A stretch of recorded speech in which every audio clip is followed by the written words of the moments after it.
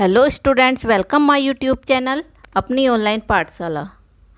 Students, आज हम अपनी वीडियो में लेकर आए हैं समास। समास क्या होते हैं और समास के कितने भेद होते हैं, आज हम इन्हें कवर करेंगे। आगे बढ़ने से पहले आप हमारा चैनल सब्सक्राइब कर दीजिए, बेल आइकन प्रेस कर दीजिए, जिससे हम कोई भी नई वीडियो लेकर आएँ तो नोटिफिकेशन आपके पास पहुँच जाए। समास। समास क्या होता है? समास शब्द का शाब्दिक अर्थ संक्षेप होता है। संक्षेप यानी छोटा करके लिखना। दो या दो से अधिक पदों के मेल को समास कहते हैं। दो या दो से अधिक पद होते हैं, जब उन्हें स्वतंत्र शब्द बनता है, एक छोटा शब्द बनता है, तो उसे समासिक या समास कहते हैं। और समास बनाते समय जो समास में पदों की विभक्ति प्रत्यय जो होता है, जैसे का, से, के लिए ऐसी विभक्तियाँ होती हैं, उन्हें क्या करते थे, वो लुप्त हो जाती हैं, उन्हें हटा देते हैं, तो ये क्या होता है? समास होता है। अब बात आती है कि ऐसा तो संधि में भी होता है, लेकिन संधि और समास में अंतर ये होता है कि संधि में जो विभक्ति चिन्ह होते हैं या शब्द या शब्दांश होते हैं पदों के बीच में, उन्हें हटाते नहीं हैं, ऐसे ही जोड़ देते हैं। लेकिन समास में क्या करते हैं, जब उन्हें जोड़ते हैं, संक्षेप में लिखते हैं, तो जो विभक्ति चिन्ह होते हैं या शब्द, कुछ शब्दांश होते हैं, उन्हें हटा दिए जाते हैं। जैसे प्रतिदिन, उदाहरण देखते हैं। प्रतिदिन, प्रतिदिन यानी प्रत्येक दिन, प्रत्येक दिन। तो प्रत्येक दिन को हमने संक्षेप में प्रतिदिन लिखा है, तो ये क्या है? समास है। जैसे दूसरा देखते हैं, धर्म युक्त, यानी धर्म से युक्त।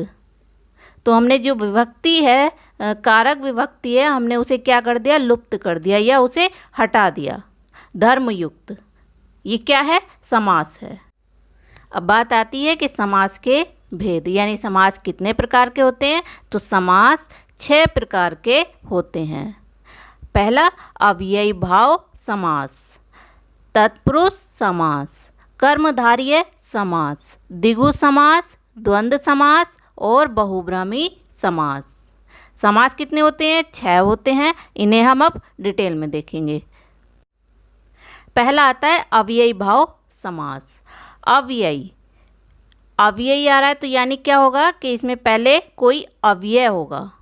जिस समासिक पद का प्रथम पद प्रधान और अव्यय होता है, क्या होता है? वो अव्ययी भाव समास होता है। इनकी पहचान की जाती है कि जो शब्द होता है उसमें आ, ए, बे, यथा, प्रति, हर आदि ऐसे शब्द आते हैं। जैसे उदाहरण देखते हैं, जैसे आकंठ यानी कंठ तक, आ रहा है, अव्यय है, तो कौन सा समास हो गया? अव्ययी भाव समास। और देखते हैं, जैसे बेलाग, बिना लाग के, तो प्रथम पद क्या आ गया? बे। एक और देखते हैं, यथा समय,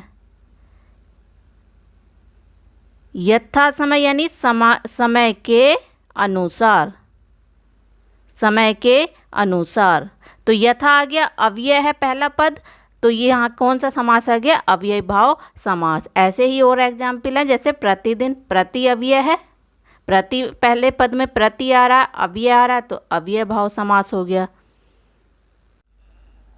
अगला आता है तत्पुरुष समास। तत्पुरुष समास क्या होता है? जिसमें प्रथम पद गौड़ और दूसरा पद प्रधान होता है। कौन सा समास होता है?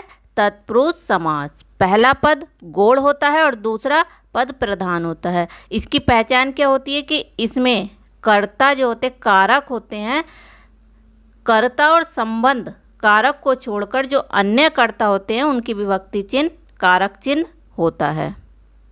कर्ता कारक की हम वीडियो बना चुके हैं, लिंक डिस्क्रिप्शन बॉक्स में है। दूसरा क्या होता है कि जो पहला पद होता है वो संज्ञा, सर्वनाम या विशेषण होता है। संज्ञा या विशेषण होता है पहला पद। और है कि जो पहला पद होता है संज्ञा समास का, तत्पुरुष समास का लिंग वचन क्या होता है, जो अंतिम पद होता है उस पर डिपेंड करता है। जैसे उदाहरण देखते हैं, पद प्राप्त। पद प्राप्त यानी पद को प्राप्त। तो प्रथम पद गौड़ हो गया और दूसरा क्या हो गया, प्रधान हो गया। पद को प्राप्त करने वाला, पद को प्राप्त। विभक्ति आ गई कर्म को, कौन सा समास हो गया, तत्पुरुष समास। अब आता है तत्पुरुष समास के कुछ प्रकार होते हैं। कारक चिन्ह होते हैं, तो कर्ता कारक और संबोधन कारक को छोड़कर जो बाकी कारक चिन्ह होते हैं उन किसकी पहचान होती है, वो तत्पुरुष समास की होती है। जैसे देखते हैं कर्म तत्पुरुष समास। कर्म जो है, कर्म कारक का चिन्ह है को।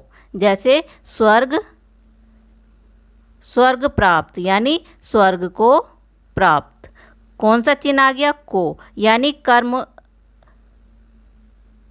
कर्म कारक आ गया तो पहचान हो गई तत्पुरुष समास है। दूसरा आता है करण। करण समास का जो चिन्ह होता है वो होता है से। जैसे भया कुल यानी भय से आकुल, से आ गया से, करण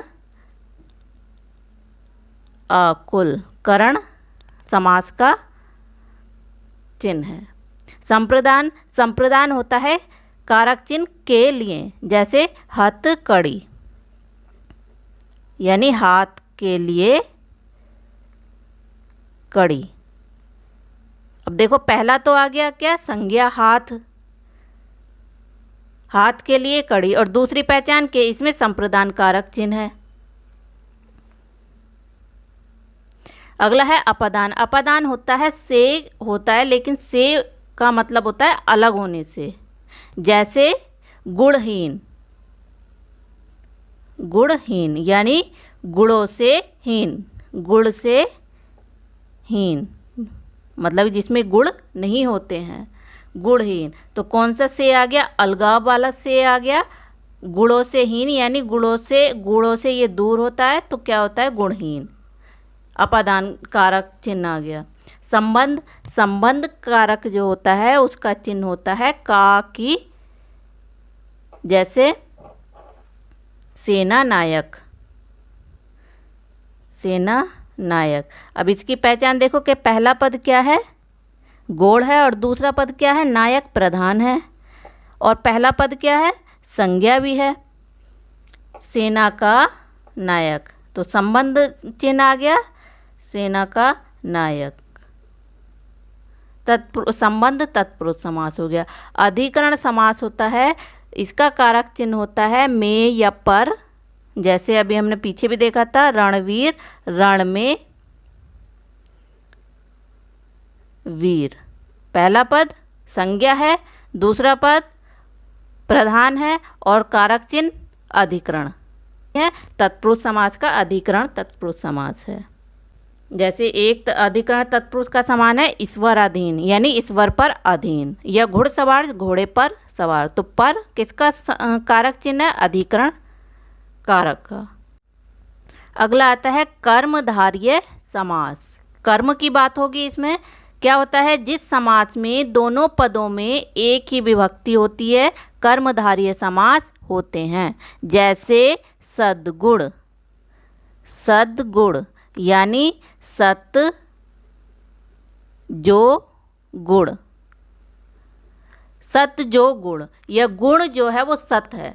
तो दोनों के लिए जो विभक्ति है वो एक ही है। कौन सा कारक हो गया, कर्मधारय समास। जैसे एक और देखते हैं, महात्मा यानी महान है जिसकी आत्मा, महान है जिसकी आत्मा। एक ही विभक्ति है, कौन सा कारक हो गया, कर्मधारय समास। कर्म की बात हो रही है यानी आत्मा महान है, महान आत्मा। अब आता है द्विगु समास। द्विगु समास क्या होता है कि इसमें जो पहला पद होता है वो कोई संख्यावाचक होता है। जैसे चारपाई, चारपाई यानी चार पैरों वाली। तो पहला पद क्या आ गया, संख्यावाचक आ गया। जैसे शताब्दी यानी 100 अब्दों वाली या वर्षों वाली, 100 वर्षों का समूह। 100 वर्ष जो होते हैं उनका समूह क्या होता है? शताब्दी होता है। तो पहला पद क्या आ गया? संख्यावाचक। जहां भी संख्यावाचक आ जाए वहां क्या होता है? द्विगु समास। अब बात करते हैं द्वंद्व समास। द्वंद्व का मतलब होता है कि दो शब्द होंगे और दोनों के जो मतलब होंगे वो अलग होंगे। दोनों पद क्या होते हैं? प्रधान होते हैं। और इनकी पहचान के लिए क्या होता है कि ये दोनों पद अलग अलग होते हैं और इन्हें जब हम विस्तार में लिखते हैं तो और, तथा आदि शब्द आते हैं, एवं, या, तथा, अथवा। जैसे माता पिता, माता पिता, या तो इनके बीच में डैश होगा, यानी माता और पिता। तो और आ गया और दोनों शब्द क्या है? प्रधान है। माता भी प्रधान है, पिता भी प्रधान है, दोनों मुख्य हैं। तो माता और पिता कौन सा हो गया? द्वंद्व हो गया, द्वंद्व समास। इसका और उदाहरण देखते हैं, जैसे सीताराम, जलवायु जल और वायु, पेन पेंसिल, गाय भैंस, राम बलराम, राजा रानी। एक और उदाहरण होते हैं जैसे 23। 23 संख्यावाचक है लेकिन इसमें द्विगु समास नहीं है, द्वंद्व समास है, क्योंकि 23 1 से 9 तक की संख्याओं को छोड़कर बाकी जो अपूर्ण संख्याएं होती हैं उनमें द्वंद्व समास होता है। 23 यानी 20 और 3, 20 और 3 क्या हो गया? 23। कौन सा समास आ गया? द्वंद्व समास आ गया, क्योंकि इनके बीच में और शब्द आ रहा है। 23, 25, 45, 81 कुछ भी हो जिनमें और शब्द आए वहाँ कौन सा समास होगा? द्वंद्व समास होगा। अगला आता है बहुब्रह्मी समास। बहुब्रह्मी समास क्या होता है कि इसमें ऐसा नहीं होता कि प्रथम पद प्रधान है या दूसरा पद प्रधान है, ऐसा नहीं होता है। इसमें जो पद होते हैं वो क्या होते हैं? दोनों पद सामूहिक रूप से किसी अन्य विशिष्ट अर्थ का बोध कराते हैं। यानी जो पद होता है इसमें वो उसका अर्थ जो होता है वो कुछ और ही निकलता है, कुछ विशिष्ट अर्थ होता है। और इनकी पहचान एक क्या होती है कि इस समाज के जो ज़्यादातर उदाहरण होते हैं वो पौराणिक होते हैं। जैसे एक देखते हैं हम घनश्याम। घनश्याम यानी घन के समान है जो, यानी श्री कृष्ण, घन के समान श्री कृष्ण। तो इसमें क्या आ रहा है? कुछ तीसरा विशिष्ट अर्थ आ रहा है, पौराणिक शब्द है। जैसे मनोज, मनोज यानी मन में जन्म लेता है, मन में जन्म लेता है, यानी मन में जन्म लेता है यानी कामदेव। तो तीसरा विशिष्ट अर्थ आ रहा है। सूर्यपुत्र, सूर्य का पुत्र है जो कौन है? कर्ण है। चक्रपाणी, चक्र है जिसके कौन? विष्णु। देवराज, देवों के राज यानी इंद्र। पंचानन, पंच हैं, आनंद जिसके कौन है? शिव। दशानन, 10 हैं से जिसके कौन? रावण। तो क्या होता है कि इनमें जो पद होते हैं उनसे किसी विशिष्ट अर्थ का बोध होता है। कौन सा समास होता है? बहुब्रह्मी समास। ये थे हमारे समास। आई होप आपको पसंद आया होगा और समझ में भी आया होगा। वीडियो लाइक कर दीजिए। मिलते हैं अगली वीडियो में। Bye bye, till then.